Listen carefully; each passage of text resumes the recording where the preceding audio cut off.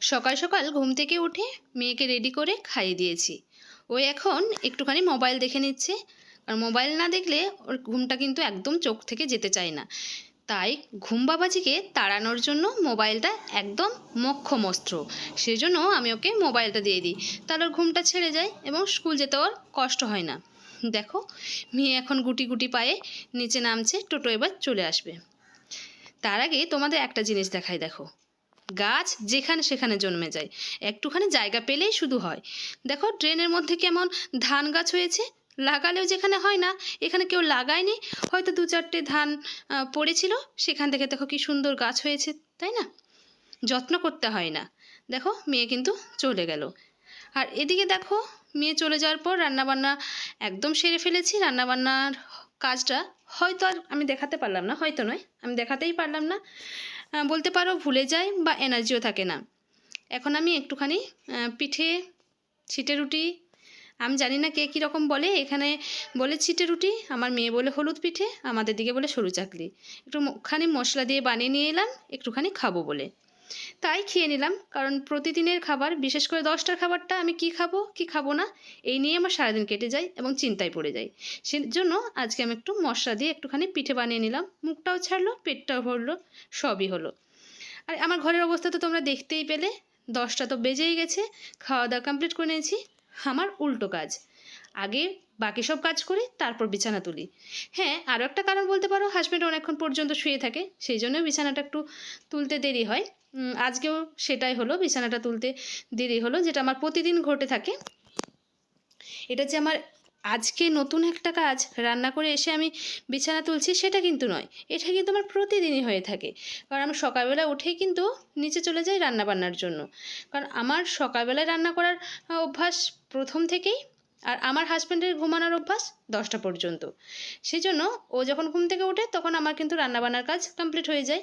তারপর আমি রান্নাবান্না করে এসে একটুখানি রেস্ট নিয়ে খাওয়া দাওয়া করে তারপর ধীরে সুস্থে বিছানাটা গোছাই। আমার মনে হয় মেয়েদের সবচেয়ে বড় কাজ হচ্ছে রান্না করা। আর সবচেয়ে বড় কাজটা যদি সেরে নেওয়া যায়, তাহলে তার কোনো চিন্তাই থাকে না, বাকি কাজগুলো টুকটুক করে উঠে বসে ঠিক হয়ে যাবে। রান্নাঘরে ওই গরমের মধ্যে আগুনের সামনে তো আর বসে থাকতে বা দাঁড়িয়ে থাকতে হয় না। এই কাজগুলো আমি ইচ্ছে মতো করবো, একটুখানি বসলাম, একটুখানি শুলাম, তারপর একটুখানি কাজ করলাম, এতে কোনো ক্লান্তি আসবে না। দেখো বিছানার চাদরটা আমি ফেলে দিলাম বাথরুমের মধ্যে, কাল কেচে দেবে। আর এখন ভাবছি একটা বিছানা চাদর বের করে নিই। বিছানার চাদর বিছাবো, কোনটা বিছাবো করতে করতে এটা বের করে নিলাম। কালারটা সুন্দর হলেও কাপড়টা আমার খুব একটা ভালো লাগে না, মোটা খসখস করে। আমার যে কোনো কাপড়, সেটা পরার শাড়ি হোক, চুড়িদার হোক বা বিছানার চাদর, একদম নরম মোলায়েম তুলোর মতো হতে হবে, তবে সেই জিনিসটা আমার পছন্দের মতো হয়, নাহলে কিন্তু সেই জিনিস আমার একদম পছন্দ হয় না। তো দেখো, তোমাদের সঙ্গে কথা বলতে বলতে বিছানার চাদরটা কিন্তু সুন্দর করে বিছিয়ে নিয়েছি। যতটা চটজলদি দেখালাম ততটা কিন্তু চটজলদি জিনিসটা হয়নি। যদি হতো ম্যাজিকের মতো কাজ হতো, তা তো ভালোই হতো, মেয়েদের আর কোনো কষ্টই হতো না। বিছানা পাল্টাতে পাল্টাতে, ঘর গোছাতে গোছাতে দেখো আমি ভীষণ একদম ক্লান্ত হয়ে পড়েছি, ঘেমে গেছি, আর প্রচুর জল তেষ্টা পেয়েছে, তাই একটুখানি আমি পানি খেয়ে নিলাম। আর এদিকে দেখো বড়মশাই একটা আপেলের গাছ নিয়ে এসেছিলো, ঘরে আপেলের গাছ লাগিয়েছিল, টব শুদ্ধ নিয়ে চলে এসেছিলো। ভেবেছিল বাড়ির মধ্যে আপেল হবে, কিন্তু বাড়ির সবাই বলল এই আপেল গাছ হবে না। তাই ও সিদ্ধান্ত নিল, ঠিক আছে, দাম যখন এতটা বলছে, 1000 টাকা দাম, তাহলে আপেল গাছটা ফেরত দিয়েই আসি। যখন হবে না তখন গাছটা লাগিয়ে রেখে মায়া বাড়িয়ে তো লাভ নেই, সে তো 2 দিন বাদে হয়তো নষ্ট হয়ে যাবে, মরে যাবে বা কিছু একটা হবে। সেই জন্য আমার হাজব্যান্ড সিদ্ধান্ত নিল, ঠিক আছে, সবাই যখন বলছে তাহলে আপেল গাছটা না হয় ফেরত দিয়ে চলে আসি। তাই সে আপেল গাছটা আজকে ফেরত দিয়ে চলে এসছে। এবার চলে এসেছি বালিশের কাভার পরাতে। এটাও একটা কিন্তু বড় কাজ, তাই না? বিছানার চাদরটা তো ঠিক আছে মেলে দেওয়া গেল, কিন্তু বিছানার চাদর, বিছানার চাদর বলছি, বালিশের কাভার পরিয়ে তাকে গুছিয়ে রাখা একটা বেশ ঝামেলার কাজ। কোন কাজটা ঝামেলা নেই বলো তো? প্রত্যেকটা কাজই মেয়েদের ঝামেলা।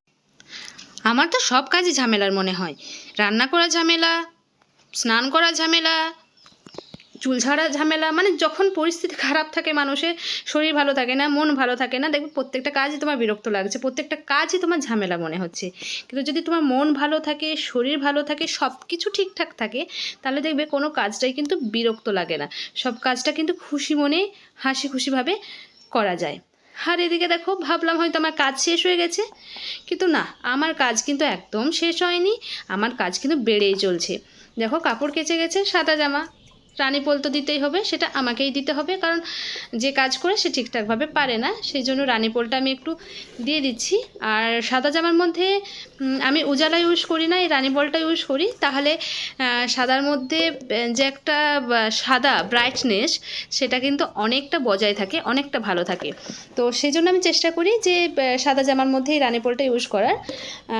বৃষ্টির পাপা সব কিছু সাদা পরে, প্রত্যেকটা শার্ট তার সাদা, তো তার সাদা জামা দেখে আমাকে সকলেই জিজ্ঞেস করে আমি কি ইউজ করি। তো তাদের উদ্দেশ্যে বলতে চাই আমি এই রানীপলটা ইউজ করি। রানীপল কিন্তু সাদা জামাকে আরও সাদা রাখতে সাহায্য করে। এদিকে দেখো অর্ধেকটার বেশি আপেল আছে। আপেলটার সাইজটা এতটাই বড় যে আমার মেয়ে একা কিন্তু খেয়ে উঠতে পারবে না। ও আমাকে বলেছিল 2 পিস আপেল দিতে, কিন্তু আমি ওকে 3 পিস দিয়েছি, বাকিটা আমার পেটে চলে গেল। আর দেখো অনেকক্ষণ পর আমি আবার এলাম।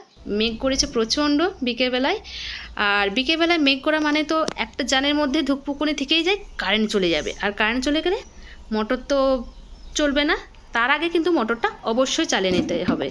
এটা মনে হয় আমি নয়, বাঙালির প্রত্যেকটা ঘরে ঘরে, বাঙালি কেন মানে ইন্ডিয়া ওয়ার্ল্ড যাই বলো না কেন, প্রত্যেকটা ঘরে ঘরে এটাই, মেঘ দেখলে আগে মোটরটা চালিয়ে নাও। আর এদিকে দেখো তোমাকে একটা দেখাই, তোমাকে নয় সরি তোমাদের দেখাই, একটা লেবুর গাছ আনা হয়েছে আজকে। লেবুর গাছটা দেখো দেখতে যথেষ্ট সুন্দর, এতটুকু গাছে ফুল ধরে আছে, জানি না ফল ধরবে কিনা, কিন্তু ফুলটা ধরে আছে। অ্যালোভেরা, কালমেঘ, তুলসী, গোলাপ, অনেক কিছু গাছই টুকটুক টুকটুক করে লাগানো হয়, কোনোটা টেকে আবার কোনোটা টেকে না।